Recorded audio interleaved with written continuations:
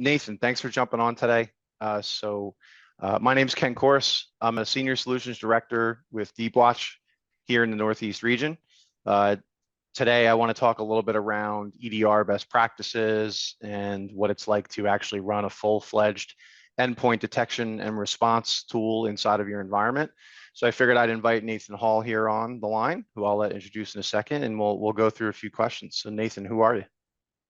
I'm Nathan. I'm the principal endpoint detection and response engineer, principal EDR engineer at Deepwatch. Past 10, 12 years, I've been, started as a help desk tech, worked my way up to senior network server engineering, and then got my feet into EDR engineering. Awesome. Thanks for jumping on. So I want to run through a few questions with you, if you don't mind. So let's just kind of dive right into it. So Nathan, what are a couple of best practices when deploying an EDR solution that may be overlooked by those who don't have a lot of experience with them? Yeah, so I'd say one of the biggest things that you want to look out for whenever you're deploying a new EDR solution is making sure that you have a test bed of hosts. You're designating hosts or test machines that will act as your quote unquote pilot group. This pilot group is very important in that any new setting, any new sensor that you apply will go to this pilot group first before it goes to your production. This allows you to do testing on that. Another best practice is making sure your policies are, whenever you're doing a deployment, make sure your policy is in a detect only mode. Otherwise, you could get potential issues and interoperability issues that arise from that. If you're not ready to go in a prevention mode right off the bat, you could end up causing some issues with your critical business applications. Gotcha. And are you looking for, when you say pilot group, you're looking for ideally a live production workstation, or are you looking for like dev workstations that have the associated image with that department tied to it or installed on it?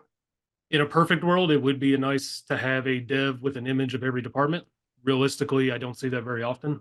Typically, IT will know of individuals within certain departments that are willing to be test or guinea pigs, given that they're a power user or what have you.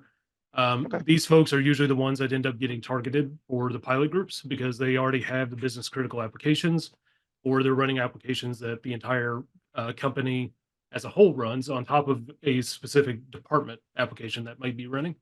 So this allows to get the greatest coverage for the pilot group is being able to designate those individuals. Gotcha. All right. And detection mode is key, right? Like nobody shows up and deploys an EDR tool and ends up turning on prevention mode. That's how they get in trouble. Yeah, that's where you have headaches and phone calls and angrier phone calls. Gotcha. All right, cool. So what are some of the pitfalls that someone deploying an EDR solution should take care to avoid? So the biggest one that I always try to reiterate to people is do not poke holes in your policies. Whenever I say poke holes, I'm referencing making exclusions in this scenario. A lot of times vendors for specific softwares will ask for everything under the sun to be excluded, but they don't really factor in the security mindset whenever they're making those recommendations. We found they'll ask for just blanket wildcard exclusions for their entire directory, which is just not good practice to do. Okay. Another pitfall that I see often is over engineering on the platform itself. A lot of people will try to make a policy for every single group that they might have or every single department they may have within the organization. That just increases your overhead on the management side of it. You want to keep things simple. You want a nice broad base policy, your production policy that the majority of your users will get. And then you have your pilot policies. And then if you need to make other policies off of that, you create them as an exception, not as the standard. Okay. Another big one is if you have a host in your environment that can run an EDR agent, it should be installed. No questions asked. A lot of times people will say, well, these are very high touch. They're very sensitive. We don't want to put EDR on them. That's the exact opposite mindset of what you need to be in. Those are the ones you need, because if those are the ones that ultimately, have some damage done to them, without that EDR agent on it, first not prevent them. And then if you ever had to go back and do some response work on that, you're going to have much less visibility. I 100% agree with you. I think that there's a lot of sensitivity around licenses and things like that when individuals are getting into the world of full-fledged EDR, and they're going to be replacing an AV solution or something like that. So, what happens in that situation when you replace an existing AV or EDR? If you're replacing an existing AV or EDR solution, what you're going to want to do is make sure you check for any interoperability issues, known issues, or exclusions with each EDR vendor. For example, if you were migrating from Sentinel-1 to CrowdStrike or vice versa, you'd want to make sure you have the exclusions for each on either side, or else you could really have a lot of conflict on that machine, a lot of high CPU usage, memory usage, corruption. Having multiple EDR products running at the same time in a prevention mode is just not a good thing to do. So you want to make sure you have everything in place to make sure that runs as smooth as possible. Yeah, 100%. And especially so in the current market, we're seeing a lot of mergers and acquisitions around big companies buying smaller companies or whatever it might be, merging together so they can, for at least a short time, have multiple EDR products deployed while they're making those strategic decisions. And that will cause issues in the long run, right? If they don't consolidate. Yep, absolutely will. All right. So what benefits do the prevention policies offer to a full-fledged security operations center? In essence, like how does that assist with the actual prevention of threats? Yeah, so a properly configured prevention policy is going to make literally all the difference in the world that you can think of. It's going to make the difference between having a nice cup of coffee in the morning or calling your IR retainer in the morning. To be blunt, Mhm. if you have your policies assigned to the best practices by that EDR vendor, you're going to be protected in the best possible way that you can by that EDR vendor. When I say that, I mean the configurations on that policy also allow for an automated response to be taken by that EDR solution. So if you have, I'm just going to use an example as, an aggressive detection comes in, and if your prevention is set to, moderate or cautious, it's not going to stop that aggressive threat. So you really want to make sure you're upping your best practices to, detect and protect on the same levels. Got it. All right. Good advice. And if you don't do this, the threats go unchecked, right? Yes, a threat could go unchecked very easily if you don't have the best policies in place. Again, going back to the detection versus prevention setting, if your detection is set at aggressive, but your prevention is lower than that, if aggressive threat gets flagged, that threat will continue to persist and be active because your prevention policy was not configured to take that automated mitigation action. Yeah, 100%. So it seems like conventional wisdom about EDR policies is that prevention policies are pretty difficult to balance against the ability to do business.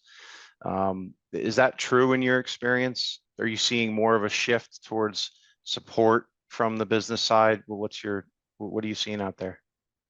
No, not at all.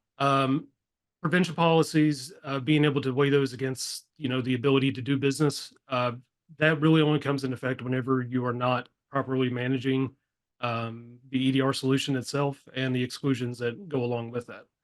There is always going to be cases of where a piece of software is going to have interoperability issues with an EDR product. It's unavoidable in the business. That's just how it is. But once you have the proper testing in place with the pilot groups, you'll be able to make those exclusions, instead of impacting your entire enterprise, you're only affecting who you designated as your pilot group, the testing group that we talked about earlier. So we're talking maybe, 2, 3 people having an issue versus 300 people having an issue. So you catch it early, make your exclusions, make sure it's, everything is working well with the pilot people still, and then you deploy that change to the broader audience. Yeah, 100%. I agree with that. It's a nice cohesive transition. There's no burning questions from leaders around exactly how this is going to go. It's more or less like, here's the plan. This is where you start. This is where you finish. This is how you get over to prevention at some point. So what do you recommend as a process for someone to start approaching policies in order to ease the transition into more enforcement? Yeah. So my recommendations is always ensure you have those pilot groups populated with machines that are running your business critical applications. And even beyond that, any applications that you designate as being aligned with your business, allowed within your business. Um, these machines should account for, you should aim for at least a 5% showing from your production environment. So, for example, if you have 1,000 hosts, you want to try to get at least 50 in your pilot group to try to make a great, a good sized test bed. That pilot group then gets assigned to what you would call a pilot or test policy that goes above your production policy. And this is where you make your changes granularly and make sure that no, it doesn't affect anybody on the pilot side before you push those changes to production. If you do have some of those extra high touch ones, you could have a secondary pilot group. That way you have your pilot and then you have another maybe broader pilot or test group that can test, and then it goes to the rest of your production. Okay. So having an intermediary pilot of some sort can be helpful in situations like that. How long does it take to actually get through implementation of a policy? And what's a reasonable timeline to get to a preventative state? Yeah, so you can easily go from zero being you don't have anything deployed to within 60 days being completely deployed and configured on best practice. Now, this is Okay. also going to depend very heavily on deployment tools that you have available to you, because typically the bottleneck is how fast can you do the deployment of the actual agents to the machines. Okay. Given that some of them may be in a segregated network that need to be manually installed kind of thing. So that's typically the bottleneck. Once you get that piece of the puzzle solved, the actual policy maturity level can be done very quickly, usually on a weekly or bi-weekly basis of making those changes at a pilot group level, letting it run for a week or 2 weeks if you need to feel, a little extra warm and fuzzies. And from there, you should be good to push those changes to your production policies in a very automated manner, very quick manner. Awesome. So 60 days is the sweet spot, right? Yes. And it just really depends on how much there really is to do. Of course, how Yes. many endpoints are you really going to touch? And then all the remote workers that we have out there today, getting a hold of them if there's no form of automated installment mechanism in place, whatever it might be. So that makes a lot of sense. 60 days sounds like a really quick timeline. And I agree with that. I think once you've actually made the decision to go with an EDR solution, and then you've done your evaluation for an EDR solution, now you're going through contracts, now you're bringing it in, now you're spinning it up. It's way more than just that 60 days too. So the 60 days is just the engineering work. But as Correct. far as when you've identified the risk, it could be several months Yep. before you're actually at the point that you're installing, and not even just installing, but enabling those policies, getting feedback, doing some tuning, and then going to full-blown prevention. Yep. Absolutely.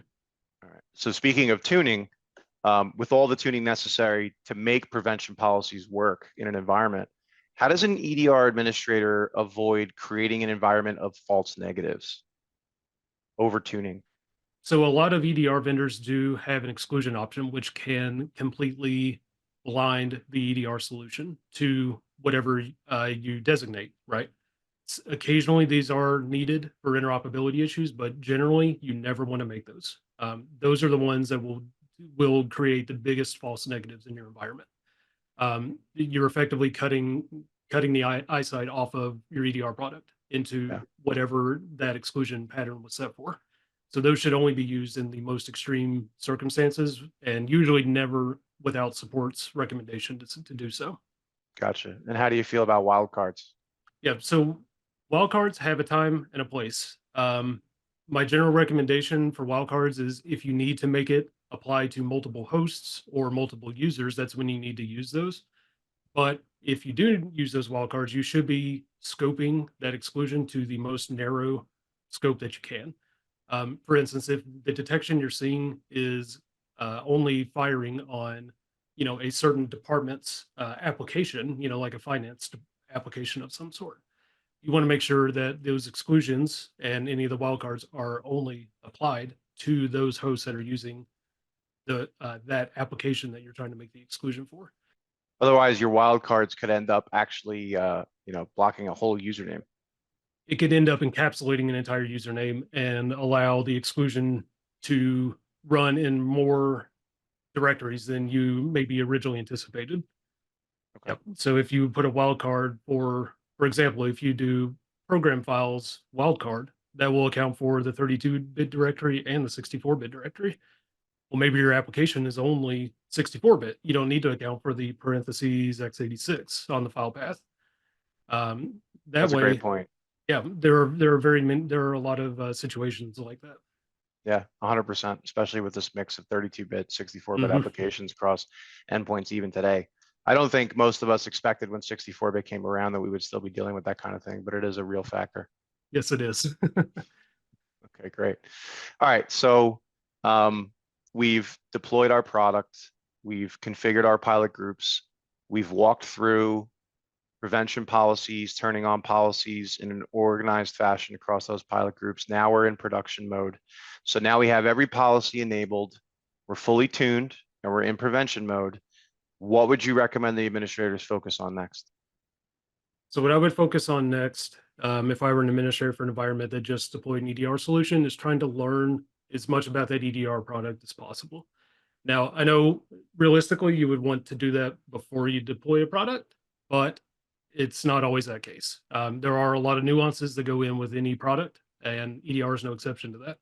So making sure you're getting the proper training, whether it be webinars that your EDR solution may host.